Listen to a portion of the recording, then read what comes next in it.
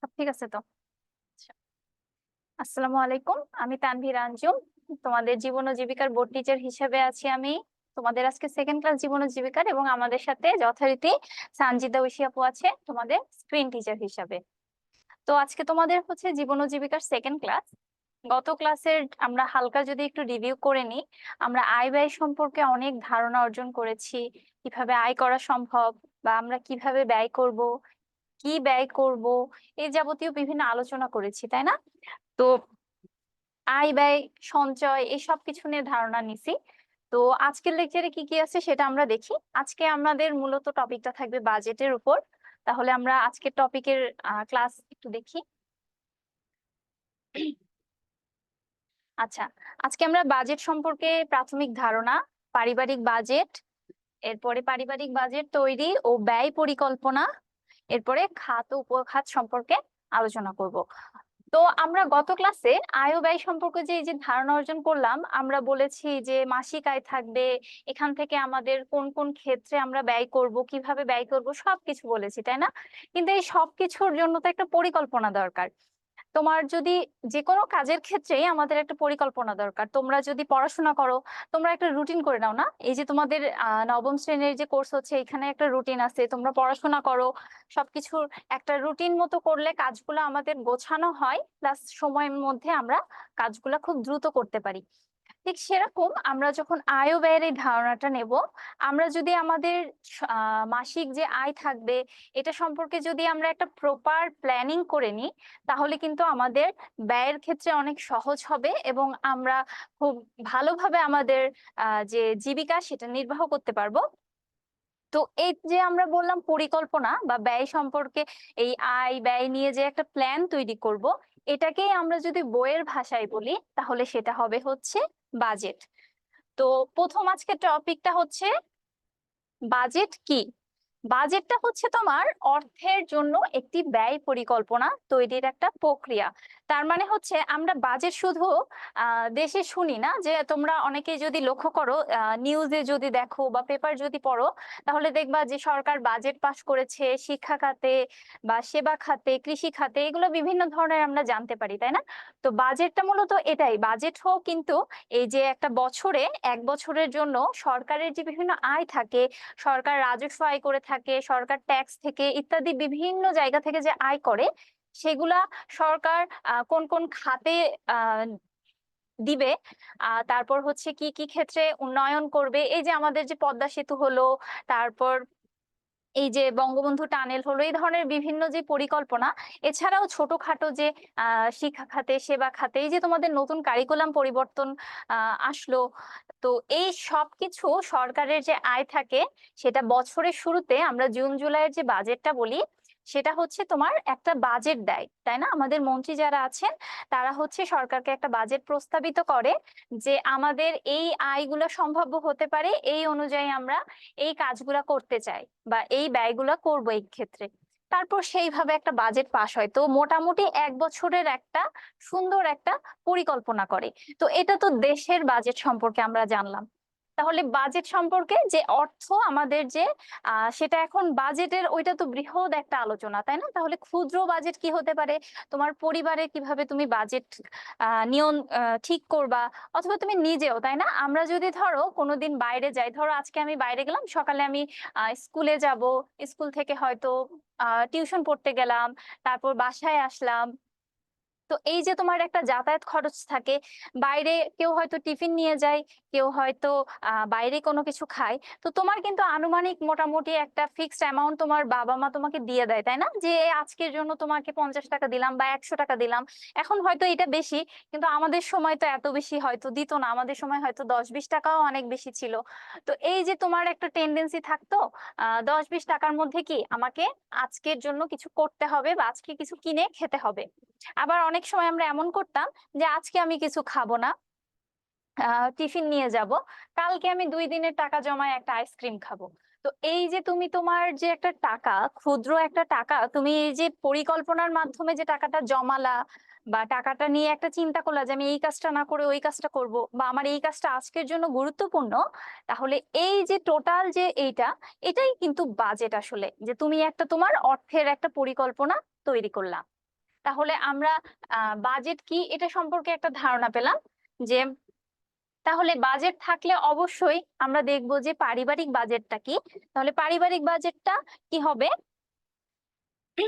আমাদের পরিবারে অবশ্যই যারা ইনকাম করে, সেটা আমাদের বাবা মা ভাই বোন পরিবারের আরো যারা আত্মীয় স্বজন আছে, যারা হয়তো জয়েন্ট ফ্যামিলিতে থাকে, তাদের যে একটা মাসিক ইনকাম, সেই ইনকামটাকে তুমি ধরলা যে তোমার মাসে 50,000 টাকা বা 60,000 টাকা একটা ইনকাম হয়, বা আরো কমও হতে পারে। তো এই ইনকামটা অনুযায়ী তোমার পরিবারের ধরো 5-6 জন সদস্য আছে, এক একজনের বিভিন্ন ধরনের খরচ আছে। এই সব কিছু মিলায়ে তুমি মাসের শুরুতে একটা পরিকল্পনা তৈরি করবা, যে এভাবে এভাবে আমি এইটাতে এতটুকু ব্যয় করব। সেই জিনিসটাই মূলত পারিবারিক বাজেট। আচ্ছা, এখানে তোমার পারিবারিক বাজেট অবশ্যই প্রণয়ন করলে পরিবারকে একটা কাঠামোর ভিতরে আনা সম্ভব। তোমার অবশ্যই তুমি যদি প্ল্যানিং করে তোমার পরিবারে এই খরচগুলো করো, তাহলে তুমি খুব সুন্দরভাবে কিন্তু তোমার মাস শেষে এমন হবে না যে তোমার হয়তো টান পড়ছে বা হুট করে তোমার টাকা শর্টেজ হলো, তুমি হয়তো একটা এক্সট্রা বেশি খরচ করে ফেললা। আমরা সামনে বিস্তারিত আলোচনা করব যে আমাদের তো আহ যে কোনো দুর্ঘটনা ঘটতে পারে, বা দুর্ঘটনা ঘটলে যে একটা অ্যাক্সিডেন্ট যেমন হতে পারে, সেরকম হুট করে তোমার একটা প্রয়োজনীয় কাজে টাকা দরকার হতে পারে। সেই সম্পর্কেও রাখবো যে সেই টাকাগুলো আলাদা করে রাখতে হবে, কোনটা তোমার কাজের। এগুলো সবকিছু একটা পরিকল্পনার মধ্যে করলে একটা পরিবারে তুমি খুব সুন্দরভাবে ব্যয় নির্বাহ করতে পারবা। তাহলে আমরা অবশ্যই এই ক্লাস থেকে দেখবো যে পারিবারিক বাজেট কিভাবে করা সম্ভব। এবং তোমরা অবশ্যই জিনিসটাকে এভাবে দেখবা, তোমরা বাসায় হচ্ছে আলোচনা করবা। যে তুমি নিজে প্রথমে তোমার কাছ থেকে চিন্তা করবা যে তুমি সকালবেলা ঘুম থেকে উঠলা, তুমি নাস্তা করলা, তুমি স্কুলে গেলা, তোমার স্কুলে একটা খরচ আছে, তুমি টিফিন খেলা, তুমি বাসায় আসলে এই যাবতীয় যা যা করেছো, তুমি আনুমানিক হিসাব করবা যে তোমার আজকের দিনে কত টাকা খরচ হলো। তুমি একটা ধারণা পাবা, কিন্তু এটা তোমার জীবনের জন্য অনেক গুরুত্বপূর্ণ। আস্তে আস্তে তুমি যদি এই ছোট ক্লাস থেকে এই ব্যাপারগুলো সম্পর্কে ধারণা অর্জন করতে পারো, তাহলে বড় হলে তুমি অবশ্যই অনেক মিতব্যয়ী হয়ে উঠবা। তাহলে এরপরে আমরা এই যে বাজেটটা দেখলাম, তাহলে এরপরে আমরা দেখবো যে এই যে বাজেট নিয়ে যে এত আলোচনা হচ্ছে, বাজেটটা আসলে কেন প্রয়োজন। বাজেট তোমার পরিবারের আয় ও ব্যয়ের মধ্যে ভারসাম্য বা সমতা রক্ষা করে। বাজেট একটি পরিবারকে চাহিদার গুরুত্ব অনুযায়ী ডিসিশন নিতে সাহায্য করে। চাহিদার গুরুত্ব কেন বলেছি? ধরো তুমি মাসের শুরুতে তোমার পরিবারে যদি 40,000 টাকা ইনকাম হয়, এখন তুমি প্রথমে কি করবা? তোমার পরিবারে প্রথমে কিন্তু তোমার গুরুত্বপূর্ণ যে জিনিসগুলো, সেগুলো খরচ করার জন্য আগে ডিসাইড করবা যে তোমার কোনটা আগে দরকার। প্রথমেই কিন্তু তুমি এমন বললা না যে আমার অ্যান্ড্রয়েড ফোন লাগবে অথবা আমার কম্পিউটার লাগবে, প্রথমে তুমি সেটা করবা না। তাহলে এই যে গুরুত্ব অনুযায়ী, অর্থাৎ তোমাদের পরিবারের প্রত্যেকের চাহিদা অনুযায়ী যে ডিসিশন গুলো তুমি নিবা, এতে এভাবে তুমি তোমার একটা ব্যয়ের পরিকল্পনা সাজাবা যে আমার 1 নম্বরে এটা বেশি গুরুত্বপূর্ণ, এটা আমাকে করতে হবে মাস্ট আমার পরিবারের জন্য। এরপরে 2, 3 করে করে তোমার আসবে যে কিভাবে তুমি হচ্ছে তোমার বাজেট পরিকল্পনাটা সাজাবা। তাহলে এর জন্য বলছে, দেখো যে বাজেট হচ্ছে আমাদের পরিবারের চাহিদার উপর ভিত্তি করে ডিসিশন নিতে সাহায্য করে। এরপর বলছে বাজেট হচ্ছে, যদি তুমি বাজেট করে যদি প্রতি মাসে চলো, তাহলে বলছে দীর্ঘমেয়াদী কোনো ডিসিশন বা লক্ষ্যকে সামনে রেখে তোমার হুট করে বেগ পেতে হয় না, বলতে হুট করে তোমার কোনো প্রবলেম ফেস করতে হয় না। যে তোমার পরিবারে যদি হুট করে এমন আসলো যে বাসার কোনো একটা জিনিস ধরো নষ্ট হয়ে গেল, যেটা দরকার না, তোমার বাসায় ফ্রিজ ফ্রিজ আমাদের বাসার সবার জন্য খুব গুরুত্বপূর্ণ এখন। তো এখন কি হলো, তুমি হঠাৎ করে দেখলা যে তোমার বাসায় ফ্রিজটা নষ্ট হয়ে গেল। এখন এটা তো তোমার গুরুত্বপূর্ণ একটা না, কিন্তু এইটার জন্য কি তুমি আলাদা করে জানতা যে তোমার ফ্রিজটা নষ্ট হবে কি হবে না? কিন্তু এই যে একটা খরচ, আকস্মিক ভাবে কিন্তু একটা খরচ তৈরি হলো। এখন ধরো তুমি মেকানিকের কাছে নিলা, দেখালা, বললো যে আপনার ফ্রিজটা ঠিক করতে 5-6 হাজার টাকা লাগবে। তাহলে এই যে হুট করে তোমার একটা খরচ আসলো এবং সেটা প্রয়োজনীয়, এটা তোমাকে করতে হবে, ফ্রিজ যদি না থাকে তাহলে অবশ্যই আমাদের অনেকের পরিবারে এখন বর্তমানে অনেক সমস্যা হবে, কারণ আমরা অনেক খাবার বলো এটা সেটা বা দীর্ঘকালীন যে খাবারগুলো আছে সেগুলো ফ্রিজে সংরক্ষণ করি। তাহলে তুমি যদি পরিকল্পনা করো তাহলে অবশ্যই তোমার পরিকল্পনার ছোট্ট একটা অংশ কিন্তু সেভিংস আসবে, সেটা হচ্ছে কি সঞ্চয়। তাহলে তুমি যদি পরিকল্পনা, তাহলে ওই সঞ্চয় থেকে তুমি তোমার ফ্রিজটা ঠিক করতে পারো। অথবা তোমার বাজেট পরিকল্পনায় অবশ্যই কিন্তু একটা ধাপ থাকবে যে হুট করে বা আকস্মিক ঘটনার জন্য তুমি ওই টাকাটা হয়তো খরচ করবা। ধরো বেশি না, তুমি প্রতি মাসে 500 টাকা বা 1000 টাকা করে রাখলা, যে তোমার আনসার্টেন কোনো একটা ঘটনার জন্য যদি হুট করে তৈরি হয়, তাহলে তুমি 500 বা 1000 টাকা করে ধরো প্রতি মাসে জমালা। তাহলে এরকম করে করে তো একটা অনেক একটা অ্যামাউন্ট হয়, তাই না? তাহলে যে কোনো এই ধরনের হুট করে কোনো সমস্যা হলে সেটাতে তোমার প্রবলেম ফেস করতে হবে না, খুব দ্রুত তুমি ইজিলি সেটা হ্যান্ডেল করতে পারবা। আচ্ছা, এরপরে বলছে যে পরিবারে আয় অনিয়মিত। অনিয়মিত বলতে বোঝাচ্ছে যে অনেকের পরিবারে তেমন থাকতে পারে, তাই না? যে তোমার হচ্ছে মাসিক হয়তো ইনকাম নাই বা ওভাবে জব নাই, সে হয়তো হুট করে কোনো একটা কাজ পেলে সেটা করে, বা সে হয়তো চুক্তি ভিত্তিক কাজ করে। তোমার হয়তো কোনো একটা অফিসে বা শোরুমে সে ধরো 5 মাসের বা 6 মাসের, বা এই যে ধরো আহ সামনে ঈদ আসছে, কোরবানি ঈদ, বা এই যে ঈদ গেল, অনেক সময় ঈদের সময় আমরা বিভিন্ন বিজ্ঞপ্তি দেখি, তাই না? যে লোক নিচ্ছে অনেক অনেক, তখন নিয়োগ বিজ্ঞপ্তি আসে কেন? কারণ তখন শুধু যে শোরুম গুলা তা না, তোমার কাপড় বলো, জুতা বলো, বা যে কোনো খাবারের যে দোকান বা গ্রোসারি যে সবগুলো আছে, যে কোনো দোকানে তোমার তখন কি ক্রেতাদের ভিড়টা অনেক বেশি বেড়ে যায়। তাহলে সেক্ষেত্রে তোমার অবশ্যই তাদেরকে হ্যান্ডেল করার জন্য অবশ্যই বেশি সংখ্যক এমপ্লয়ি লাগবে। তো তখন তারা এভাবে চুক্তিভিত্তিক ফিক্সড করে যে আমাদের হচ্ছে 4 মাস বা 2 মাস 3 মাসের জন্য একটা লোক লাগবে। তো তখন হয়তো কেউ জয়েন করে। তো এই ধরনের যারা কাজগুলো করে, এখন সে হয়তো 2-3 মাস পর পরই কোনো না কোনো কাজ খুঁজছে, কাজ করছে, বা অনলাইনে সে হয়তো কোনো কাজ করে বা ফ্রিল্যান্সিং এর কাজ করে। অর্থাৎ তার আয়টা নিয়মিত না। সে হয়তো কোনো মাসে অনেক বেশি ইনকাম করছে, হুট করে হতে পারে যে কোনো মাসে তার আয় হচ্ছে না, সে হয়তো তার বিগত মাসের আয় দিয়ে চলছে। তাহলে যে এই অনিয়মিত ভাবে কাজ করে, বা কৃষকের কথা চিন্তা করো, তার যদি কোনো কারণে এই যে তীব্র গরম হলে বা প্রচুর লেভেলের বৃষ্টিপাত হলে তার জমির ক্ষয়ক্ষতি হয় না, তাহলে সেটা কিন্তু একটা আনসার্টেন সিচুয়েশন। কখনো তার ভালো হয়, কখনো খারাপ হয়। বা সবজি যারা বিক্রি করে, তো এক্ষেত্রে এই ধরনের মানুষ যারা আছে যাদের আয়টা নিয়মিত ভাবে না, তাহলে তারা যদি একটু এভাবে প্ল্যান করে তাদের মাসিক ব্যয়টা নির্বাহ করে, মাসিক ব্যয় করে, তাহলে কিন্তু তাদের একটা সেভিংস থেকে যায়। তাহলে কোনো এক কারণে যদি কোনো সময় তাদের এরকম একটা সিচুয়েশন তৈরি হয় যে তাদের হচ্ছে আয় হচ্ছে না, তাহলে সেক্ষেত্রে তারা কিন্তু সেই তাদের যে জমানো টাকাটা সেটা দিয়ে তারা চলতে পারে নতুন কোনো কাজ পাওয়ার আগ পর্যন্ত।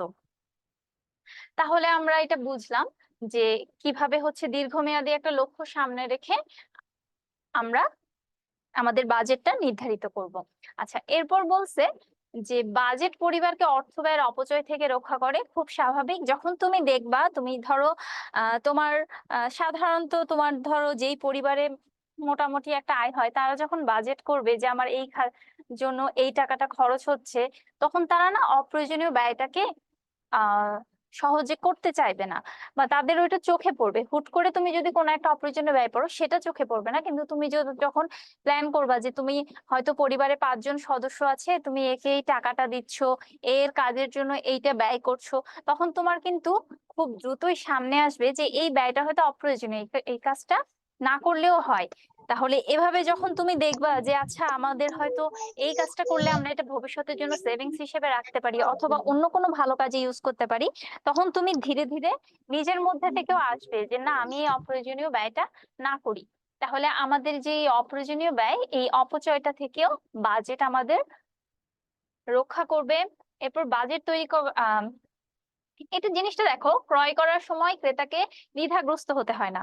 এটা যদি আমরা এভাবে দেখি, ছোটবেলায় আমাদের মনে আছে আমরা যখন শপিং করতে যেতাম আমাদের হয়তো বলা হতো যে তোমার জন্য বাজেট 2-3 হাজার টাকা, তুমি এই বাজেটের মধ্যে ড্রেস নিবা।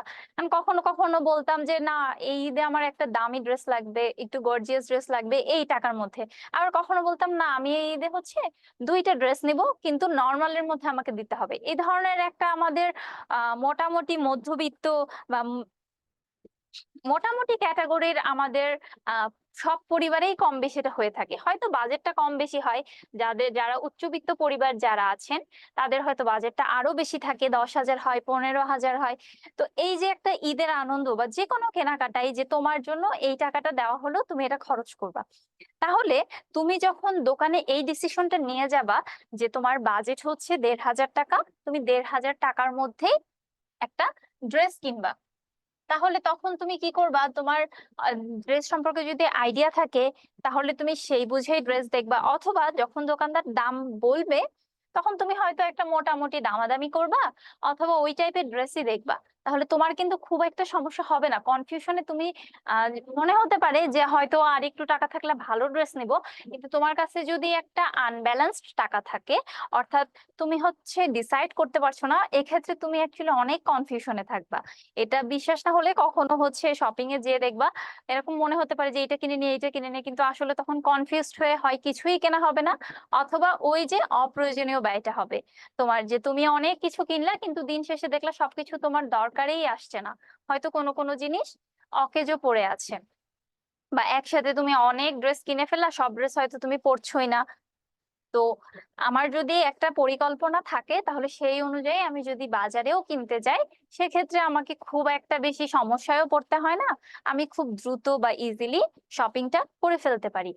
এটা কিন্তু আমাদের সবকিছুর জন্য, এটা যে শুধু ড্রেস দিয়ে বুঝলাম ব্যাপারটা এমন না। তুমি যখন খাদ্যদ্রব্য পণ্য কিনতে চাও সেক্ষেত্রেও সেম জিনিসটা অ্যাপ্লাই হবে, যে তুমি তোমার জানো যে তোমার বাজেটটা কিরকম, তুমি এই টাকার মধ্যে এভাবে কিনতে চাচ্ছো। আচ্ছা, বলছে বাজেট অনুযায়ী চললে অহেতুক চাহিদা ও লোভ থেকে রেহাই পাওয়া যায়।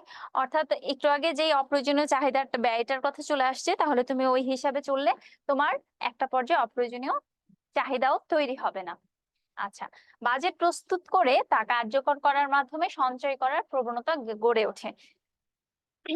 খুব স্বাভাবিক, তুমি যখন বাজেট করবা তোমার বিভিন্ন প্রবলেম আসবে। তুমি টানা যদি এমন করো যে তুমি 5 মাসের বাজেট করলা, ঠিক আছে, 5 মাসের বাজেট করার পর তুমি দেখবা কিছু টাকা তোমার সেভিংস হচ্ছে, আবার কিছু টাকা তুমি যদি আলাদা করে রাখো, যে শুরুতেই মাসের শুরুতেই যে এই টাকাটা আমি আলাদা করে রাখবো, এটা আমার পরিবারে আপাতত লাগছে না, সবাইকে সব যা যা খরচ দেওয়ার সেটা দিয়ে তোমার পরিবারে এক্সট্রা কিছু টাকা থেকে গেছে। তাহলে এই যে আনসার্টেন যে সিচুয়েশন গুলা, কেউ অসুস্থ হলো, বাড়ির কোনো একটা জিনিস নষ্ট হয়ে গেল, বা হুট করে কারো কোনো একটা জিনিস দরকার হলো, বা বাসায় মেহমান আসলো, বা কোনো একটা বিয়ে শাদীর অনুষ্ঠান হতে পারে, জন্মদিনের অনুষ্ঠান হতে পারে, এই সব ক্ষেত্রে তুমি ইজিলি ব্যয় করতে পারবা।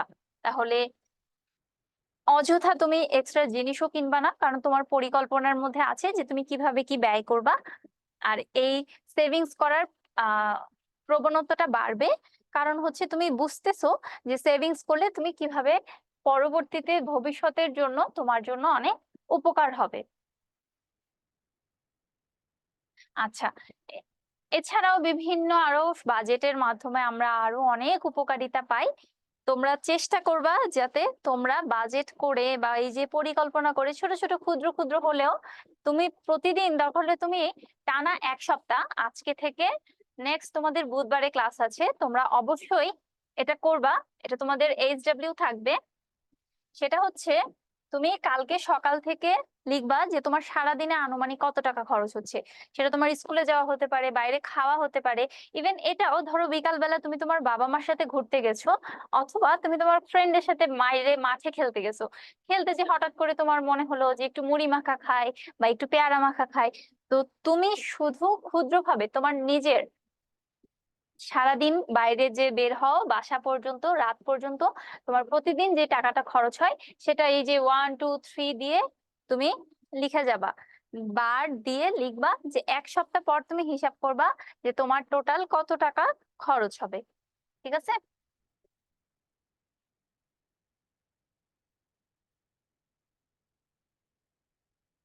আচ্ছা, এরপর এই যে সুষ্ঠু বাজেট আমরা প্রথম থেকে বলে আসছি যে আমাদের একটা বাজেট পরিকল্পনা করতে হবে, একটা পারফেক্ট বাজেট পরিকল্পনা করা দরকার।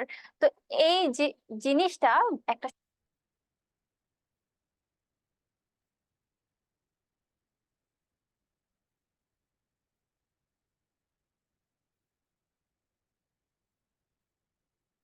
শুরু করবো। আচ্ছা, এই যে বাজেটটা যে তুমি পরিকল্পনা করবা কিভাবে তোমার বাজেটটা পারফেক্টলি হবে, এই বাজেটটা পরিকল্পনা করার জন্য তোমার কিন্তু বেশ কিছু জিনিস মেনটেন করতে হয়। যে বাজেট পরিকল্পনা করার আগে কি কি জিনিস তুমি মাথায় রেখে কাজ করবা। তাহলে দেখো তোমাদের বই 4টা জিনিস দেওয়া আছে, একটা হচ্ছে প্রয়োজন, চাওয়া, উম, সঞ্চয় আর নিরাপত্তা। তাহলে আমরা প্রথমে প্রয়োজন নিয়ে একটু আলোচনা করি। প্রয়োজন বলতে তোমার বোঝাচ্ছে তোমার পরিবারের সবচেয়ে প্রয়োজনীয় যে জিনিসগুলা, একটু আগে আমরা অলরেডি বলেছি যে যেই জিনিসটা আমাদের একদম গুরুত্বপূর্ণ সেটা আমরা 1 নম্বরে রাখবো, যেই খরচটা আমার এই মাসে করতেই হবে। তাহলে এই প্রয়োজনের মধ্যে যে যে জিনিসটা তোমার অবশ্যই লাগবে এবং খুব দরকারি, নিত্য প্রয়োজনীয়, যে জিনিসটা ছাড়া সম্ভব না বা ওইটার কোনো অল্টারনেটিভ নাই, তাহলে সেই জিনিসটা খরচটা তোমার আগে ডিসাইড করতে হবে, আগে আলাদা করতে হবে। তাহলে সেটার মধ্যে কি থাকতে পারে দেখো, একটা হচ্ছে খাদ্যদ্রব্য।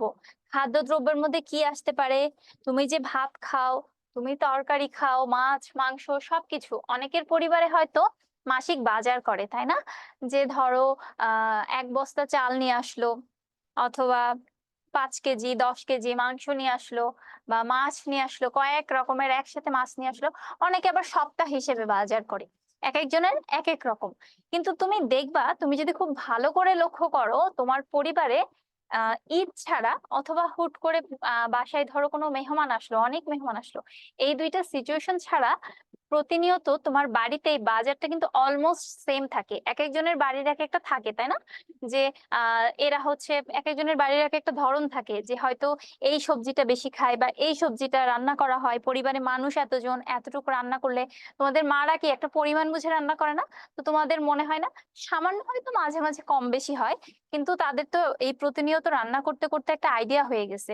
ঠিক সেরকম বাবারা যারা বাজার করেন তাদেরও এরকম কিন্তু একটা আইডিয়া হয়ে যায় যে আমার পরিবারে মাসে এত কেজি মাংস লাগবে, অথবা এতটুকু মাছ লাগবে, চাল লাগবে, রুটির জন্য কতটুকু, এছাড়া যাবতীয় যে মশলা আছে এই সব কিছুর কিন্তু খরচ।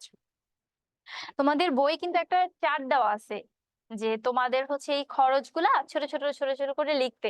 তাহলে খরচ আমরা শুধু ভাত মাংস বলে দিলাম ব্যাপারটা এমন না, তোমার বিভিন্ন ধরনের মশলা আছে। এরপর তুমি যদি ফাস্ট ফুডের আইটেমে আসো, তাহলে অনেকে চা কফি পছন্দ করেন। তাহলে যেমন আমি নিজেও চা অনেক পছন্দ করি, আমার প্রতিদিন চা খেতে হয়। তো এইটাও কিন্তু আমার পরিবারে খরচের একটা অংশ। তাহলে তুমি যদি এই জিনিসগুলার একটা টোটাল হিসাব করো যে মাসে খাবার বাবদ তোমার পরিবারে কত খরচ হয়, তাহলে তুমি একটা মোটামুটি ধারণা পাবা। এবং এটা কি তোমার পরিবারে অবশ্যই লাগবে, এই খরচটা ইগনোর করার কোনো ওয়ে নাই। বিভিন্ন মাল মশলা সবকিছু এটার অন্তর্ভুক্ত হবে। আচ্ছা, এরপরে কি আছে, যে রেন্ট, অর্থাৎ বাড়ি ভাড়া। তাহলে তুমি যে বাসায় থাকো সেই বাসার একটা ভাড়া দিতে হয়, অথবা যারা নিজের বাসায় থাকো তাদের কিন্তু সার্ভিস চার্জ বলে বর্তমানে আছে, তাই না?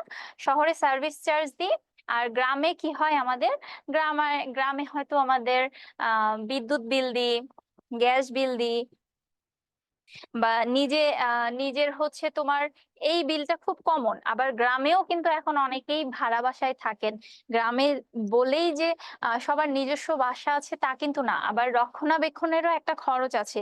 প্রতিনিয়ত তুমি যে থাকছো ওই বাড়িটায়, ওই বাড়িটা রক্ষণাবেক্ষণ সবকিছু মিলে কি একটা খরচ আছে। এখন বাসা ছাড়া কি সম্ভব? আমাদের তো কারো না কারো কোথাও বাসায় থাকতে হয়, তাই না? অনেকে হয়তো হোস্টেলে থাকো, হোস্টেলের একটা খরচ আছে, বা তাদের পরিবার আছে আলাদা।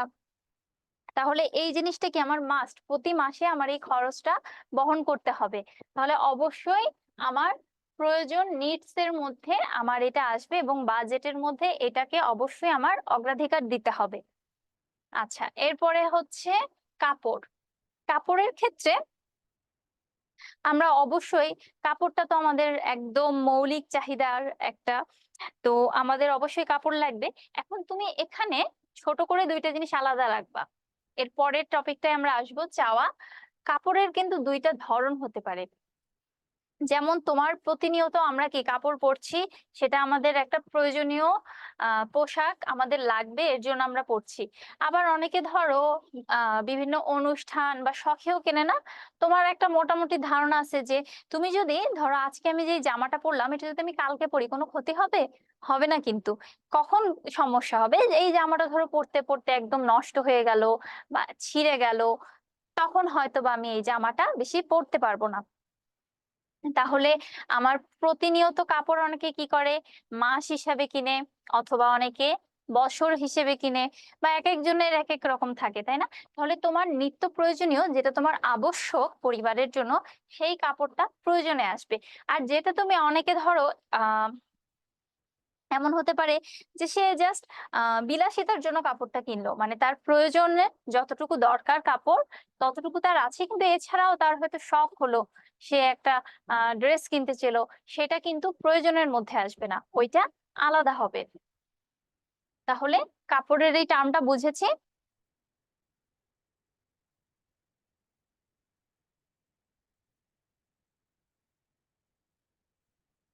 হুম, পানি।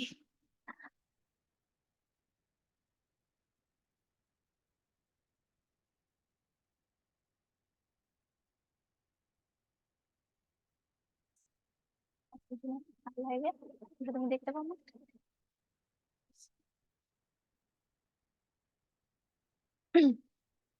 আচ্ছা, এরপরে আমাদের প্রয়োজনের মধ্যে কোনটা আসবে? ট্রান্সপোর্ট। ট্রান্সপোর্ট দেখো, এখানে অনেক ধরনের তোমার ট্রান্সপোর্টের আছে, কারণ এক একজনের বাসা থেকে এক এক রকমের, তাই না? কারো গ্রাম থেকে অনেকে শহরে জব করতে আসে না, তো তারা কি বাসে চড়ে আসে, বা কাছাকাছি দূরত্ব যারা, তাহলে যার যার প্রয়োজন অনুযায়ী। অনেকে ধরো যাদের পার্সোনাল বাইক আছে অথবা মোটরসাইকেল আছে, বাইসাইকেল আছে, তাহলে তাদেরও কিন্তু মেনটেনেন্সের অথবা তেলের একটা খরচ আছে। নিজস্ব গাড়ি থাকলেও যে খরচ থাকবে না, ব্যাপারটা এমন না, তাদেরও একটা খরচ থাকবে। তাহলে এই যে তোমার যানবাহনের ক্ষেত্রে প্রতিদিন যেই খরচটা হয়, এটাও তোমার প্রয়োজন বা বাজেটে এটাকে অগ্রাধিকার দিতে হবে, প্রয়োজনের মধ্যে আসবে এটা। আচ্ছা, এরপরে মোস্ট ইম্পর্টেন্ট, মেডিসিন, যেটার খরচ কমানোর বা কোনো কিছু করার আমাদের কাছে কোনো ওয়ে নাই, যে আমার ওষুধে পরিবারে আমাদের কম বেশি আসলে ওষুধ লাগেই সবার, বয়স্ক হলে তো লাগেই। এছাড়াও দেখা যায় হুট করে জ্বর, সর্দি, কাশি, ঠান্ডা, মাথা ব্যথা, বিভিন্ন রোগের জন্য আমাদের বিভিন্ন ওষুধ লাগে, বা অ্যাসিডিটির সমস্যা, এই বা কোনো কিছু, এই যে গরম গেল, আমরা হয়তো হুট করে কেউ অসুস্থ হয়ে পড়লো, স্যালাইন দিই, তো এই টাইপের যে আমাদের ওষুধের দামটা তো ফিক্সড থাকে। ইভেন ডাক্তার যদি তোমাকে কোনো ওষুধ প্রেসক্রাইব করে, তোমার কিন্তু সেটা আহ না খাওয়ার কোনো উপায় নাই, যে আমি ওষুধটা খেলাম না। এখন তুমি যদি নিজ দায়িত্বে অবহেলা করে না খাও, সেটা আলাদা বিষয়, কিন্তু তোমার ডাক্তার কোনো একটা অসুখের জন্য তোমাকে যদি ওষুধ দেয়, তাহলে সেটা তোমার মাস্ট খেতে হবে। তাহলে এটাকে তোমার ইচ্ছা বা শখের মধ্যে আসবে না, এটা অবশ্যই তোমার প্রয়োজনীয় একটা জিনিস, যেটা তোমার ফুলফিল করতে হবে। তোমাকে যদি ওষুধ খেতে বলা হয়, বা তোমার পরিবারে কারো যদি ওষুধের প্রয়োজন হয়, তাহলে সেই যেই ব্যয়টা ওষুধের জন্য, সেটা কিন্তু অবশ্যই অগ্রাধিকার পাবে এবং সেটা প্রয়োজনের মধ্যে আসবে। তাহলে বাজেটে ওষুধের এই ব্যয়টাও প্রয়োজনের মধ্যে ইনক্লুড করতে হবে, যে মাস্ট তোমাকে মান্থলি এই খরচটা করতে হবে। এরপর আমরা শিক্ষা, অবশ্যই শিক্ষা আমাদের অনেক গুরুত্বপূর্ণ, যে আমরা শিক্ষা অর্জন করে আমরা সবাই চাই কি, ভালো একটা জীবিকা নির্বাহ করতে, ভালো একটা কাজ করতে, ভালো কিছু শিখতে, জানতে। তাহলে এই শিক্ষা ক্ষেত্রে আমাদের যে ব্যয়গুলো হয়, এটাও আমাদের কি একদম বেসিক নিডস। অবশ্যই আমাদের এই খরচগুলো অনেক গুরুত্বপূর্ণ। তাহলে শিক্ষা ক্ষেত্রে তোমার পড়াশোনা, যাবতীয় যে খরচগুলা, এটাও তোমার বাজেটে নিডস এর মধ্যে আসবে। এরপরে দেখো, তাহলে মোটামুটি আমরা, এছাড়াও আরো অনেক বিভিন্ন জিনিস আছে। তোমাদের যদি কোনো সমস্যা থাকে বা কোনো কিছু জানার থাকে, বা কারো পরিবারে এমন হয় যে ডিফারেন্ট কিছু সিচুয়েশন থাকে না, যে না এই জিনিসগুলো আমার পরিবারে হয় না বা অনেকের সাথে মিলে যায়, তারা অবশ্যই কমেন্ট করে জানাবা যে আমার পরিবারে এই ডিফারেন্ট জিনিসটা হচ্ছে বা কিছু। ঠিক আছে, এরপরে কি আছে? চাওয়া। চাওয়া জিনিসটা কি? এটার হচ্ছে তোমার যে জিনিসটা তুমি চাইছো, চাইতে তো মানুষ অনেক কিছুই পারে, তাই না? মানুষ তোমার এখন ইচ্ছা হবে, ইস আমি না পড়ে পরীক্ষায় 100তে 100 পেয়ে যাই, অথবা পরীক্ষা না দিয়েই পরীক্ষায় পাশ করে যাই, অথবা তোমার ইচ্ছা হবে যে আমি চাইছি আমার সামনে এখন মজাদার অনেক খাবার চলে আসুক। কিন্তু এগুলো কি তোমার প্রয়োজন? এগুলো কিন্তু প্রয়োজন না। তোমার এখন হয়তো মন চাবে যে না, পড়াশোনা করতে ইচ্ছা করছে না, বা ঘুমাতে ইচ্ছা করছে, অথবা সারাদিন ভিডিও গেমস খেলতে ইচ্ছা করছে। তাহলে এই জিনিসগুলো হচ্ছে আমাদের চাওয়া। এক একজনের চাওয়া কি এক এক রকম, কিন্তু চাইলেই সবকিছু পাওয়া যাবে না। আর বাজেট পরিকল্পনায় আমাদের এই জিনিসটা মাথায় রাখতে হবে যে আমাদের অনেক চাওয়া থাকতে পারে, সেই জিনিসগুলো আমরা সেকেন্ড অপশনে আসতে পারে যে আমাদের যদি সামর্থ্য থাকে, বা আমাদের যদি আমরা ওইটুকু টাকা সেভিংস থাকে, তাহলে আমরা এই খরচগুলো করব। আদারওয়াইজ এই খরচগুলো ছাড়াও আমাদের চলবে। আমাদের প্রতিনিয়ত আমরা যে জীবনযাপন করি, এটাতে খুব একটা ইফেক্ট পড়বে না। তাহলে সেখানে দেখো, প্রথমে আমরা খুব মজাদার খাবারের ছবি দেখছি না, একদম দেখেই খেতে মন চাচ্ছে, যে অনেক কিছু আছে, বার্গার, পাস্তা, সস, চিপস, অনেক কিছু। তাহলে এই জিনিসটাও কিন্তু তোমার চাওয়ার মধ্যে পড়বে। আমরা তখন, তোমরা বলতে পারো প্রয়োজনে তো আমরা খাদ্যের কথা বলছি। এখন তুমি ধরো এই জিনিসগুলো তোমার পছন্দ, তোমাকে যদি প্রতিদিন তোমার যে ভাত, মাছ, মাংস, রুটি, যার যেটা খেয়ে অভ্যস্ত, বা যার পরিবারে যেটা প্রতিনিয়ত খাওয়া হয়, তারা সেই খাবারগুলো যদি টোটালি দেওয়া অফ করে দেয়, তোমাকে শুধু প্রতিদিন 3 বেলা করে এটা খেতে বললো, ব্যাপারটা কিন্তু এমন না। তুমি বিকালে বাইরে যে রোজ রোজ বার্গার খেলা, স্যান্ডউইচ খেলা, ব্যাপারটা এমন না। তোমাকে 3 বেলা করে ঘুম থেকে উঠলেও তোমাকে এই খাবারগুলো দেওয়া হচ্ছে, দুপুরবেলাও সেম, বিকালেও সেম, রাতেও সেম। তখন তোমার মোটেও ভালো লাগবে না। অথবা তুমি যদি কোনো কারণে খাও, তুমি অবশ্যই অবশ্যই দেখা যাবে অসুস্থ হয়ে পড়বা, বা তোমার হয়তো কোনো সমস্যা দেখা দিতে পারে। আর এই ফাস্ট ফুড খাবারগুলো অবশ্যই এভাবে খাওয়াটাও উচিত না। তাহলে এই যে এই জিনিসগুলো দেখলে যে আমাদের খেতে ইচ্ছা করে, বা মাঝে মাঝে আমরা বলি যে বাইরে যে খাবো, ঠিক আছে, এই জিনিসগুলো হচ্ছে চাওয়া। তাহলে এখন তোমার এই যে চাওয়া, তুমি প্রতিনিয়ত না খাও, ধরো সপ্তাহে ছুটির দিন শুক্রবার তুমি বাইরে যে কিছু একটা খাও, তাহলে এখানেও তোমার একটা খরচ হচ্ছে না? তোমার পরিবার ধরো 600 টাকা খরচ হচ্ছে, তাহলে প্রতি সপ্তাহে তোমার যদি 600 টাকা খরচ হয়, তাহলে মাস শেষে কিন্তু তোমার 2400 টাকা অলরেডি খরচ হয়ে যাচ্ছে, এই শুধু চাওয়ার পিছনে। তোমার চাওয়ার কত মূল্য, হ্যাঁ? যে চাওয়ার পিছনে তোমার 2400 টাকা খরচ হয়ে যাচ্ছে। তো এই খরচটা তোমার মাথায় রাখতে হবে, যে কোনো একটা ধরো সিচুয়েশন আসলো, কোনো কারণে তোমার হচ্ছে এক্সট্রা টাকা লাগবে 500-600, তখন তুমি কি করবা? এই জিনিসটা বাদ দিতে পারো, যে এই জিনিসটা ছাড়াও আমার চলবে, আমি তো 3 বেলা খাচ্ছি, তো এই জিনিসটা আমার প্রয়োজন না, এই জিনিসটা জাস্ট আমার পছন্দ বা ভালো লাগা। আচ্ছা, এরপরে দেখো, খুব সুন্দর ঘুরতে যাওয়ার, ঘুরতে যেতে আমরা সবাই পছন্দ করি। তোমরা হচ্ছে এখানে অনেক কিছু নাম দেওয়া আছে না, ইউএসএ, চায়না, দেশের বাইরে সব নাম দেওয়া আছে। আমরা যদি দেশের ভিতরের নাম বলি, তোমার কক্সবাজার আছে, সেন্ট মার্টিন আছে, সাজেক আছে, আরো অনেক সুন্দর সুন্দর, সিলেট আছে, অনেক সুন্দর সুন্দর জায়গা আছে না? তাও আমরা সবাই ছুটি হলে, বা কোনো একটা অকেশনে বা পিকনিকে আমরা হচ্ছে ঘুরতে যেতে চাই, ঘুরতে ভালো লাগে, কিন্তু এই জিনিসটাও কিন্তু তোমার প্রয়োজনের অন্তর্ভুক্ত না। তোমার কাছে যদি সময় থাকে, টাকা থাকে, সবকিছু মিলায়ে যদি একদম ঠিকঠাক হয়, তাহলেই তুমি ঘুরতে যাবা। কিন্তু ঘুরতে না গেলে অবশ্যই তোমার কোনো ক্ষতি হবে না, তোমার জীবন স্বাভাবিক নিয়মে চলবে, সবকিছুই স্বাভাবিকভাবে চলবে। যে ঘুরতে যাচ্ছে মাসে মাসে, তার জীবনটা যেভাবে চলবে, তোমারটাও সেভাবে চলবে। হয়তো তার ওই ঘুরতে যাওয়ার ওই সময়টা তার হয়তো খুব আনন্দে কাটবে, স্বাভাবিক, সে তার পছন্দের জায়গায় ঘুরতে যেতে চাচ্ছে বা পারছে। তাহলে এই জিনিসটা আমাদের চাওয়ার মধ্যে থাকবে। তাহলে তুমি যখন পরিবারে একটা বাজেট পরিকল্পনা করবা, তুমি কি করবা? প্রথমে তোমার যে বেসিক নিডস গুলা, প্রয়োজন যেগুলা, সেগুলো তুমি একটা চার্ট করলা যে এই জিনিসগুলো আমার দরকার। এরপরে তোমার তো লেখা থাকবে যে তোমার মাসিক ইনকাম কত, তাহলে যেই খরচটা বাকি থাকবে এখান থেকে তুমি একটু একটু করে দিবা। এখন তুমি ধরো এই দুইটার মধ্যে করলা যে তোমার কোনটা বেশি দরকার, তোমাকে অপশন দেওয়া হলো যে এই মাসে তুমি বার্গার, পিৎজা, তোমার বাসা থেকে বললো, হ্যাঁ, যে এই মাসে অথবা পরপর 2 মাস তুমি হচ্ছে বার্গার, পিৎজা, বাইরের কোনো ধরনের কোনো খাবার খাবা না, তাহলে নেক্সট মান্থে তোমাকে আমরা সাজেক ঘুরতে নিয়ে যাব। আমাদের বাবা মা অনেক কন্ডিশন দেয়, তাই না? ছোটবেলায় দিত যে পরীক্ষায় ভালো রেজাল্ট করলে ঘুরতে নিয়ে যাব। আমাদের সময় নানু বাড়ি, দাদু বাড়ি বেশি ছিল, ঘুরতে যাওয়া মানেই আসলে নানু বাড়ি, দাদু বাড়ি। তো এখন আসলে তো ঘোরার অনেক জায়গা, প্লাস মানুষ অনেক আপডেট হচ্ছে, অনেক জায়গায় ঘুরতে চায় মানুষ। তো তখন কি তোমার চুজ করতে হবে, কখনো তুমি বলো যে না না আমি খেতে চাই, আমার এইগুলাই পছন্দ, অথবা অনেকে বলে যে না আমি ঘুরতে যেতে চাই। আবার অনেকের পরিবার হচ্ছে বছরে একটা প্ল্যান করে যে তারা হচ্ছে দেশের বাইরে ঘুরতে যাবে, তারা কিন্তু হুট করে দেশের বাইরে যায় না। তুমি যদি, তোমরা এরকম যদি কেউ থেকে থাকো যে ঘুরতে গেছো, তারা অবশ্যই জানাবা কমেন্ট করে যে এরকম গেছো কিনা।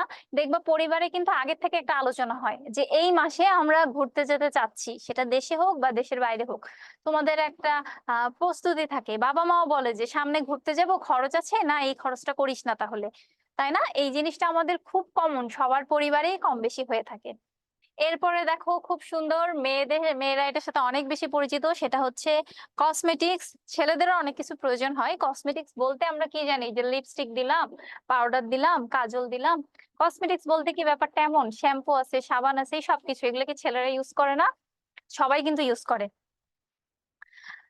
তো এই যে তোমাদের যে ব্যক্তিগত, এখন আমি যদি প্রথমে সাবান বা শ্যাম্পুর কথাই বলি, সাবান শ্যাম্পুটা কিন্তু তোমার আহ তুমি প্রথমত আহ যদি তুমি বড় ফাইল হিসেবে কিনো বা প্যাকেট হিসেবে কিনো, সেটা কিন্তু একটা নির্দিষ্ট সময় পর পর কিনতে হয়। তো সেই খরচটা একটা আছে।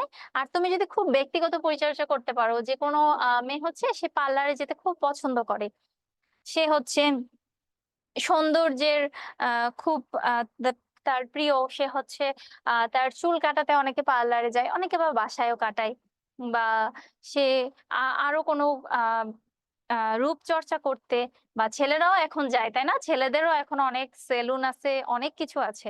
তাহলে এই যে ক্ষেত্রে তার যে একটা খরচ, এই খরচটাও কিন্তু তোমার একটা ব্যয়ের অন্তর্ভুক্ত। এখন কথা হচ্ছে, ধরো তুমি পার্লারে যে চুল কাটলা, বা অনেকে কি প্যাডিকিউর ম্যানিকিউর করে। আমি এই জিনিসগুলোর সাথে আসলে খুব বেশি ইউজ টু না, এর জন্য নামে আটকাই যাচ্ছি। তো এই জিনিসটা না করলে কি ক্ষতি হবে? আমরা তো নখ কেটে ফেলি, তাই না, বাসায়। এখন যারা আবার করো তারা অবশ্যই রাগ করো না, ঠিক আছে, এটা জাস্ট বলার জন্য বলা। কিন্তু এই জিনিসটা না করলে কিন্তু খুব একটা সমস্যা হবে না। তো এটা তুমি তোমার শখে করো, এই জিনিসটা তোমার চাওয়া, তুমি ভালো লাগে দেখে করো। এক একজনের ভালো লাগাটা এক এক রকম। তো এই জিনিসটা ধরো তুমি মাসে, ইভেন ধরো চুলের কথাই যদি ধরো, ঠিক আছে এটা তোমার প্রয়োজনীয়, কিন্তু এই চুল তুমি পার্লারে না কেটে বাসায়ও কাটতে পারো, অথবা তুমি যদি এই মাসে চুল কাটো, তুমি কয়েক মাস পরেও কিন্তু কাটতে পারো। প্রতি মাসে মাসে চুল আসলে খুব কম মানুষই কাটে। তাহলে এই খরচটাও তোমার কিন্তু চাওয়ার মধ্যে আসবে। কিছু কিছু বেসিক জিনিস আছে, সেটা আলাদা বিষয়। তাহলে এই যে কসমেটিক্স প্রোডাক্ট গুলা তুমি ইউজ করো, এটা হচ্ছে তোমার একটা শখ বলতে পারো, বা তোমার পছন্দ ভালো লাগার কোনো জিনিস, যেটা তুমি সব সময় যে শুধু সামর্থ্য থাকলে করো ব্যাপারটা এমনও না, তোমার কাছে সময়ও থাকতে হবে, তাই না? তুমি যদি পড়াশোনা করো অথবা জব করো, যেটাই করো না কেন, সারাদিন পর তোমার একটা সময় আলাদা করে বেছে নিতে হবে। এটাও দিনের কিন্তু একটা পরিকল্পনা, হ্যাঁ, শুধু অর্থের পরিকল্পনা ব্যাপারটা এমন না। তুমি তোমার দিনে কখন কোন কাজটা করছো, কিভাবে করছো, এই যে ব্যক্তিগত যে পরিচর্যা, এটার জন্য তুমি আলাদা করে সময় বের করতে পারছো কিনা, এটাও একটা খুব দরকারি বিষয়। তাহলে আমরা চাওয়ার অন্তর্ভুক্ত গুলো দেখলাম যে কি কি ব্যয় এটার মধ্যে আসবে। এরপর হচ্ছে সঞ্চয়। সঞ্চয় নিয়ে আমরা এর আগের ক্লাসে মোটামুটি একটা ধারণা পেয়েছি না, যে সঞ্চয়টা কি, যে আমাদের মোট যে মানসিক আয়, সরি, মাসিক আয়টা হয়, সেই আয় থেকে তোমার পুরো মাসে যাবতীয় যা যা খরচ আছে সবকিছু করার পরে অবশিষ্ট যেই টাকাটা থাকে, সেটাই হচ্ছে আমার সেভিংস, তাই না? এটার একটা সূত্রও দিয়েছিলাম, মনে আছে? তোমাদের যারা আমাদের পেইড ব্যাচের স্টুডেন্ট আছো, তারা কিন্তু অবশ্যই এক্সাম গুলা দিবা। শুধু যে তোমাদের যে তোমরা শুধু দু একটা সাবজেক্টের এক্সাম দিবা ব্যাপারটা এমন না, তোমরা চেষ্টা করবা সবগুলা সাবজেক্টের এক্সাম দেওয়া। তোমাদের এই যে যে ক্লাসটা নেওয়া হচ্ছে, এই ক্লাসটা করার পরে তোমরা ক্লাসটা একটু ভালো করে দেখবা। অবশ্যই তোমাদের আগের ক্লাসেও বলেছি, খাতায় একটু নোট করবা, নোট করে এরপরে তুমি এক্সামটা দিবা, যে দেখবা যে তোমার অবস্থা আসলে কিরকম। তাহলে তুমি একটা ধারণা পাবা। এছাড়াও আমাদের কিন্তু এক্সামের সাথে প্রশ্নের একদম ব্যাখ্যা দেওয়া থাকে, তাহলে সেগুলো পড়লে তুমি যে শুধু ওই প্রশ্নের উত্তরটা জানবা ব্যাপারটা এমন না, ওই প্রশ্ন রিলেটেড আরো অনেক কিছু তুমি জানতে পারবা। তাহলে অবশ্যই তোমরা এই এক্সাম গুলো দিবা আর ক্লাসগুলো একটু ভালো করে দেখবা। এই সব কিছুই কিন্তু তোমাদের বাস্তব জীবনে যেমন লাগবে, সেরকম তোমাদের এই বিষয়টা সামনে যে তোমাদের যখন তোমরা হায়ার লেভেলে যাবা, এই বেসিক জিনিসগুলো কিন্তু তোমাকে তখন তুমি যে যদি বলো সঞ্চয় কি, কনজাম্পশন কি, বাজেট জিনিসটা কি, তোমাকে হুট করে কিন্তু বলবে না, যে এটার একদম বেসিক থেকে ধারণা দিবে। সো কারণ তোমরা অলরেডি এইসব তোমাদের বইয়ে ছিল, তোমরা পড়ছো কি পড়ছো না সেটা হচ্ছে ফ্যাক্ট। তুমি না পড়লেও তোমার অন্য বন্ধুরা দেখো ঠিকই পড়ছে কিনা। তাহলে আমরা একটু সঞ্চয়ে আসি। তাহলে আমাদের পরিবারের যে অবশিষ্ট ব্যয় টাকাটা থাকে সেটা হচ্ছে সঞ্চয়। সঞ্চয় অবশ্যই আমাদের বিভিন্ন কাজে লাগে। তোমার হুট করে কোনো একটা আকস্মিক দুর্ঘটনা, যে কোনো কিছুর ক্ষেত্রে, তোমার পরিবারে শুধু যে দুর্ঘটনা তা না, হয়তো কোনো কারণে আমাদের দুর্ঘটনা কি এটাও না যে কোনো কারণে হয়তো কারো একজনের ফোন চুরি হয়ে গেল বা টাকা চুরি হয়ে গেল, আমরা কম বেশি এই ঘটনাটার সম্মুখীন হই, তাই না? তাহলে এটা কিন্তু তোমার টোটাল যে বাজেট পরিকল্পনা, এটা থেকে এটা বাইরের একটা বিষয় চলে আসলো, তাই না? যে এটা কিন্তু তুমি ভাবো নাই যে তোমার টাকা চুরি হবে, ফোন চুরি হবে বা কিছু একটা হবে। তাহলে তখন তোমার সেভিংসটা থাকলে কি হয়, এই যে আনসার্টেন খরচগুলা, এগুলা তুমি খুব দ্রুত ওভারকাম করতে পারো। আচ্ছা, তাহলে সঞ্চয় নিয়ে এর আগের ক্লাসেও বিস্তারিত পড়ানো হয়েছিল, আজকে এটা নিয়ে ধারণা দেওয়া হলো। আচ্ছা, এরপরে হচ্ছে নিরাপত্তা। নিরাপত্তাতে প্রথমে যেটা আসবে সেটা হচ্ছে বীমা। আচ্ছা, ইন্স্যুরেন্স বা বীমা করা যেটা বলে, আমরা সাধারণত এখন আমরা এটা জানি যে কোনো একটা কোম্পানির মাধ্যমে বা ব্যাংকে ইন্স্যুরেন্স করে রাখে, বা নমিনি যেটা বলে, যে তোমার কিছু হয়ে গেলে তোমার অবর্তমানে হয়তো তোমার ফ্যামিলি পাবে, বা তুমি এইটার বদলে এই জিনিসটা পাবা। এই ধরনের যে এই কাজগুলা যাতে খুব ভালোভাবে স্মুথলি হয় তোমার জন্য, এর জন্য আমরা সাধারণত ইন্স্যুরেন্স বা বীমা করি। তাহলে এটা কেন করা হয়, এই যে অপ্রত্যাশিত যে খরচগুলা একটু আগে যে বললাম, চুরি যাওয়া বা কোনো একটা বাসার কোনো একটা যন্ত্রপাতি হুট করে নষ্ট হয়ে যাওয়া, বা কোনো একটা দুর্ঘটনা, বা জরুরি যে কোনো প্রয়োজন, না পারিবারিক আমাদের যে কোনো খরচ, যে কোনো প্রয়োজন হতেই পারে। হয়তো তো ধরো তোমার পরিবারের কিছু হলো না, তোমার মোটামুটি একটা আত্মীয় স্বজনের মধ্যে কারো একটা খুব বিপদ আসলো, সেখানে তোমাকে বললো যে যদি সম্ভব হয় আমাকে কিছু হয়তো সাহায্য করো বা আমাকে ধার দাও। কারণ সে হয়তো তোমার খুব ক্লোজ, বা তার সিচুয়েশন দেখে তোমার মনে হয়েছে যে ইস, তোমার কাছে যদি টাকা থাকতো তুমি তাকে হেল্প করতা, সে হয়তো খুব একটা খারাপ সিচুয়েশনে আছে। তাহলে এটাও কিন্তু তোমার পরিবারের একটা আনসার্টেন খরচ বা জরুরি একটা প্রয়োজন। তোমার কাছে যদি সেভিংস থাকে, তোমার যদি মনে হয় আপাতত তোমার টাকাটা লাগছে না, তুমি কিন্তু তাকে সহযোগিতা করতেই পারো।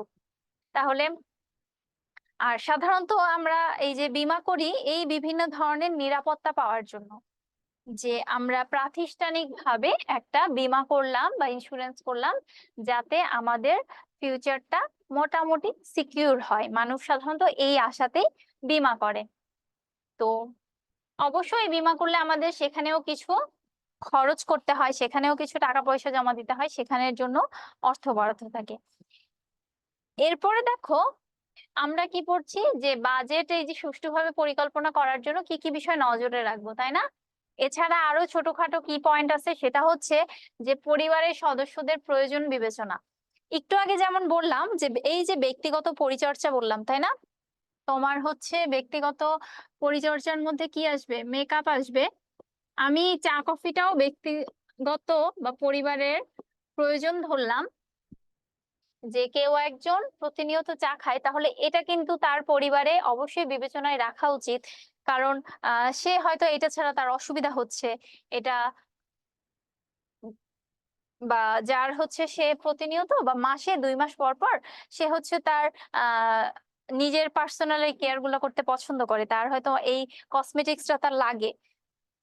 তাহলে অবশ্যই আমরা যখন বাজেট করব তখন পরিবারের সবার যে প্রয়োজন সেগুলো অবশ্যই বিবেচনা করব, কার প্রয়োজন কতটুকু অগ্রাধিকার পাবে সেই অনুযায়ী ডিসিশন নিব। এরপরে দেখো আর দুইটা খরচ আছে, শীতকালে গরম কাপড়, বর্ষাকালে ছাতা। তাহলে শীতকালে কি আমাদের শীতকালে আমরা যে গরম কাপড়গুলো পরি সেটা কি বছর বছর করে আসে। এটা অনেকে আমরা প্রতি বছর কিনি, অনেকে হয়তো 2-1 বছর কিনি, তারপরে একটা দুইটা কিনে ফেলা হয়। তাহলে এটা কিন্তু প্রতি মাসের বাজেটে অন্তর্ভুক্ত হবে না, কিন্তু এটার জন্য তোমার একটা বাজেট আলাদা করে রাখতে হবে। হতে পারে শীতের যে মাসটা আসবে সেই মাসে তোমার এই খরচটা ইনক্লুড হবে। এখন শীতকালে তোমার যখন খরচটা বাড়বে গরম কাপড় কেনার, তোমার কিন্তু মাসিক আয় যেটা সেটা কিন্তু হুট করে বেড়ে যাবে না, তাই না? তোমার কি এমন হয় যে তোমার ঈদে বোনাস দেয়, পূজাতে বোনাস দেয়, কিন্তু এমন কি হয় যে শীতকালে গরম কাপড় পাওয়া কেনার জন্য টাকা দিচ্ছে, অথবা বর্ষাকালে ছাতা কেনার জন্য টাকা দিচ্ছে? এটা আসলে খুব হয় না, তাই না? এটা হলে ভালো হতো। তো তখন তোমার এই খরচটা তুমি কিভাবে করবা? তুমি শীতকাল আসার মোটামুটি 1-2 মাস আগের থেকে প্রিপারেশন নিতে থাকো যে আমার এই খরচটা হবে বা আমার এই খরচটা আসবে। তুমি তখন হচ্ছে একটা টাকা আলাদা করে সেভিংস করে রাখো, যেটা দিয়ে তুমি পরবর্তীতে এটা করতে পারো। আচ্ছা, এরপরে অবশ্যই তোমার পরিবারে কয়জন সদস্য আছে, কার কিরকম প্রয়োজন। আমরা আগেও বলেছি যে পরিবারে যদি বয়স্ক মানুষ থাকে অথবা ছোট শিশু থাকে তাদের খরচটা একটু বেশি হয়। এছাড়াও এখন আসলে বর্তমানে সবকিছুর যেরকম দাম বাড়ছে, প্রতিটা জিনিসের দাম বেশি, তো আমাদের প্রতিনিয়ত চলাফেরা করতে গেলেও আমাদের খরচটা বেড়ে যাচ্ছে। তো পরিবারের আমাদের আয় সদস্য কতজন এগুলো বিবেচনা করে আমাদের একটা পরিকল্পনা সাজাতে হবে। এরপর বিভিন্ন দক্ষতা দেখো, এখানে বলা আছে যে খাবার সংরক্ষণ, বৈদ্যুতিক সরঞ্জাম। অনেকের শখ থাকে, তাই না, যে ঘরের হয়তো লাইটটা একটু নষ্ট হয়ে গেল বা ফ্যানটা একটু নষ্ট হয়ে গেল বা এসিতে কোনো সমস্যা হলো, এগুলো নিজে করে, এরকম অনেকেই আছে। তাহলে সে যে কাজগুলো করে তার এই কাজগুলো করতে তো সরঞ্জাম লাগবে, সে তো শুধু হাত দিয়ে করতে পারে না। তাহলে এই যে এইটা তার মাথায় রাখতে হবে, সে যেমন একটা তার পরিবারের এই খরচের এই জিনিসটা কমাচ্ছে, কোনো কিছু এই ইলেকট্রিক্যাল এই জিনিসগুলো নষ্ট হয়ে গেলে সে যেমন এই কাজগুলো করছে, খরচ বাঁচাচ্ছে, তার কিন্তু সরঞ্জামগুলো কিনতেও একটা টাকা লাগছে। তাহলে পরিবারে এরকম বিভিন্ন দক্ষতা অনুযায়ী যারা আছেন তাদের এই খরচটা আমার বিবেচনা করতে হবে, তাদের এই জিনিসগুলো লাগবে। অনেকে খাবার সংরক্ষণ করে, যেমন তোমার হচ্ছে অনেকে দেখবা টমেটো রেখে দেয় বা টমেটো সস করে রাখে বা আমরা আচার বানিয়ে রাখি, তাই না? এইগুলো এক ধরনের খাবার সংরক্ষণ। তো সেটা যে তুমি একবারে অনেক বেশি কিনে রাখছো, এটাতেও তো তোমার একটা খরচ হচ্ছে। তাহলে এই খরচটা তোমার আলাদা করে যেই মাসে তুমি এই খাবার সংরক্ষণটা করছো ওই মাসে তোমাকে এই হিসাবটা করতে হবে। আচ্ছা, এরপরে এই যে সেলাইয়ের কাজ, কৃষিকাজ। সেলাইয়ের কাজ কেন? তুমি সেলাইয়ের কাজ পারো, আমরা গত ক্লাসে বলেছি না যে সেলাইয়ের কাজ পারলে আমাদের এই খরচটা কমে আসে। সেলাই যে মেশিন, এটা কিন্তু একটা খরচ আছে। তাহলে সেলাই মেশিন হয়তো আমরা প্রতি মাসে কিনছি না, কিন্তু যখন আমরা কিনছি ওইটাতে মোটামুটি কিন্তু একটা বড় অ্যামাউন্টের টাকা যাচ্ছে। তাহলে আমাদের হয় সেভিংস করে অথবা পরবর্তী মাসে আমরা এভাবে খরচ করব, এটা চিন্তা করে আমার সেলাই মেশিন কিনতে হবে। আচ্ছা, এরপরে পরিবারে স্কুলগামী শিক্ষার্থী বলতে যারা প্রতিনিয়ত এখন যারা স্কুলে পড়ছো, এই যে তোমরা যারা আছো যারা স্কুলে পড়ছো, তারা তাদের জন্য এখন একটা খরচ আছে। তোমরা প্রতিদিন স্কুলে যাচ্ছ, সপ্তাহে 5 দিন বা 6 দিন, তোমাদের ইউনিফর্ম আছে, তারপর তোমাদের বই খাতা কলম পেন্সিল, এছাড়া বিভিন্ন যে যাবতীয় খরচ। তাহলে সেক্ষেত্রেও কিন্তু কি তোমার এই খরচটা অবশ্যই গুরুত্ব সহকারে বিবেচনা করতে হবে পারিবারিক যে বাজেট সেটা পরিকল্পনা করার সময়। আচ্ছা, তাহলে এই যে পারিবারিক বাজেট সম্পর্কে আমরা একটা ধারণা পেয়েছি যে পারিবারিক বাজেটটা কি, আমরা কেন করব, আসলে কেন প্রয়োজন, বা এইটা করার সময় আমাদের কি কি বিষয় মাথায় রাখতে হবে, এটা সম্পর্কে একটা ধারণা পেয়েছি আমরা, না? তাহলে দেখো খাত উপখাত বলা আছে, এটাতে আমরা একটু পরে আসি। আমরা দেখো, এটা দেখো তোমাদের বইয়ে একটা খালি ছক দেওয়া আছে, তোমরা চেষ্টা করবা অবশ্যই বাসায় ওই খালি ছকটা পূরণ করে যে তোমাদের আহ পরিবারের পারিবারিক বাজেটটা কেমন, 1 মাসের একটা সম্ভাব্য ব্যয়। আমি একটা আমার মতো করে একটা নিছি, যেখানে তোমার উদ্দীপকটা এমন ছিল যে একজনের পরিবারে মাসিক আয়টা খুব আহ অল্প সংখ্যার টাকা নিয়ে দিছি। এখানে হচ্ছে ধরো কোনো একটা পরিবারে মাসিক আয় হচ্ছে 10,000 টাকা।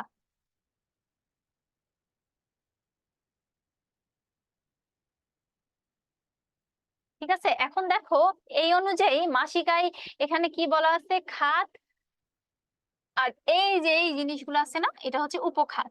খাদ্যটা হচ্ছে খাত তোমার। এখানে আমরা যদি আসি এর আগের স্লাইডে, ধরো খাবার যে দ্রব্যটা, এই খাবার অথবা এই খাবার, এটা হচ্ছে খাত। এবার খাবারের আন্ডারে তোমার চাল আসবে, ডাল আসবে,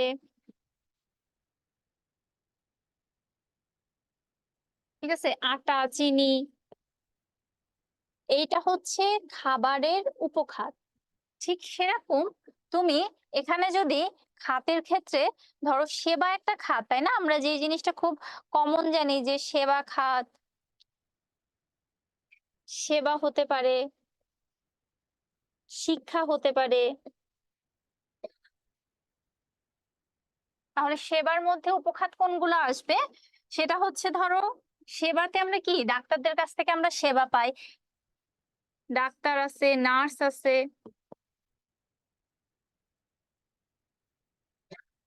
আর শিক্ষার ক্ষেত্রে তোমার স্কুল, শিক্ষক। তাহলে খাতটা হচ্ছে তোমার এই কোনো একটা বড় যেই তোমার বৃহৎ আকারের কোনো একটা বিষয়, তুমি সেবা খাত, শিক্ষা খাত বা কৃষি খাত, সেটা নিয়ে আলোচনা করো, এটা হচ্ছে খাতের মধ্যে আসবে। আর উপখাত হচ্ছে এগুলোর আন্ডারে ছোট ছোট যে বিষয়গুলা, সেগুলা হচ্ছে উপখাত। তাহলে আমরা ছোট করে এই ছকটা দেখি। এখানে বলা আছে যে খাতে হচ্ছে খাদ্য, এর মধ্যে শুকনো বাজার কি দেওয়া আছে, চাল, ডাল, তেল। তো তার মাসিক ইনকাম কত বলেছি? 10,000 টাকা। এখানে দেখো তার চালে বলছে যে তার মাসে 600 টাকার চাল হলে হয়, বা ডাল 80 টাকা লাগে।